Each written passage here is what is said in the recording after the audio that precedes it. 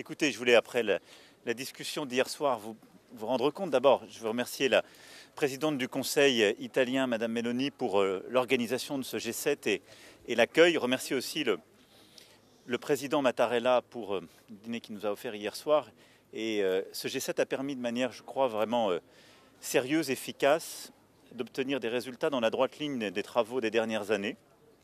D'abord, je l'évoquais hier, dans le sens d'une solidarité nord-sud et d'une volonté qui a été marquée de renforcer à la fois les investissements vers le sud, tout particulièrement le continent africain, ce qui a été confirmé aujourd'hui, et de poursuivre justement cette conversation autour de la Méditerranée et un travail commun pour éviter cette fracture.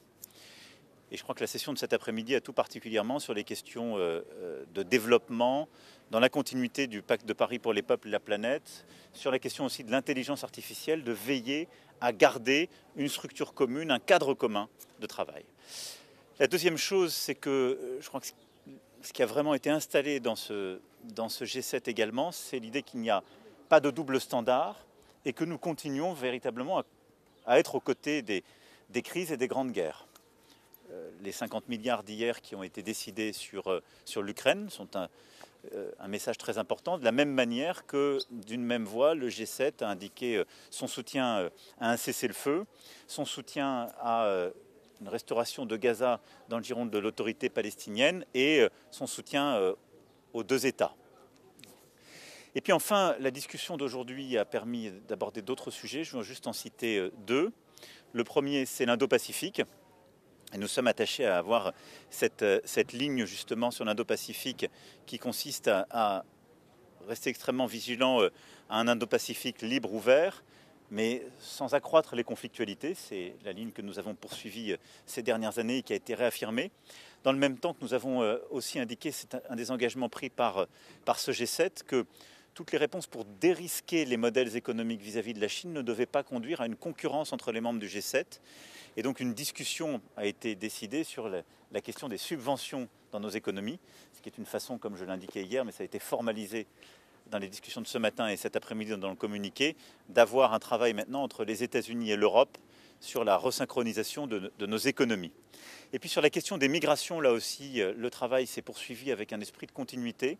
J'irai dans le droit fil de ce qu'on avait fait avec aussi nos amis de l'Union africaine en 2018 à Abidjan, c'est-à-dire de veiller à travailler avec les pays d'origine et de transit, de lutter contre les réseaux de passeurs et d'avoir justement une approche qui est aussi très cohérente avec ce que l'Europe a fait avec le pacte Asile-Immigration, qui est de mieux protéger nos frontières, d'avoir une politique plus efficace de retour vers les pays d'origine pour lutter contre l'immigration clandestine, mais de rester aussi fidèle à la fois à nos valeurs, protection du droit d'asile, et aux besoins de nos économies, de rester des économies ouvertes et donc d'avoir des voies de migration légales. Voilà les quelques points sur lesquels je souhaitais revenir dans le cadre de ce G7, en remerciant à nouveau la présidence italienne pour ses travaux qui nous ont permis cet après-midi d'avoir, vous l'avez vu, des dirigeants d'à peu près tous les continents qui nous ont rejoints, en plus du pape François. Je vais maintenant répondre à vos questions. Monsieur le Président, suite à vos conversations avec von der Leyen et Monsieur Scholz, est-ce que vous avez l'impression que vous pourriez arriver à un accord sur les top jobs dès lundi, par exemple, lors du sommet? J'espère que nous pourrons trouver un accord rapidement. Je pense que les choses peuvent avancer efficacement. En tout cas, c'est mon souhait. J'irai lundi dans cet esprit-là.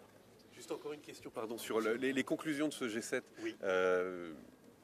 On sait que le principe du G7, c'est le consensus. Vous avez parlé de situation gravissime pour la France, elle l'est aussi, bien sûr, pour le monde. Est-ce que parce que les défis sont énormes pour nous tous. Justement, est-ce que les conclusions de ce G7 vous paraissent à la hauteur de cette situation gravissime? Je pense que le but du G7, c'est justement de créer de la convergence, de pouvoir lever les malentendus. Donc ça n'est pas une instance qui décide des mesures d'urgence et qui peut réguler les choses. Elle a un intérêt, une fonction première, je le rappelle, qui est aussi de coordonner sur le plan financier et économique nos économies lorsqu'il y a de la divergence. Donc à ce titre, ce qui a été décidé sur la convergence, la resynchronisation entre les États-Unis et l'Europe est une bonne chose.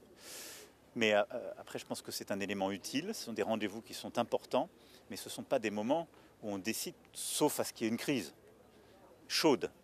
Là, on a permis, je crois, à la fois sur l'Ukraine et sur le Proche-Orient, d'avoir des vraies convergences qui étaient attendues. Donc c'était un G7 utile, avec des résultats utiles. Ensuite, vous savez, ce sont les prochaines semaines qui vont créer les conditions de rendez-vous diplomatiques sur en particulier les deux conflits.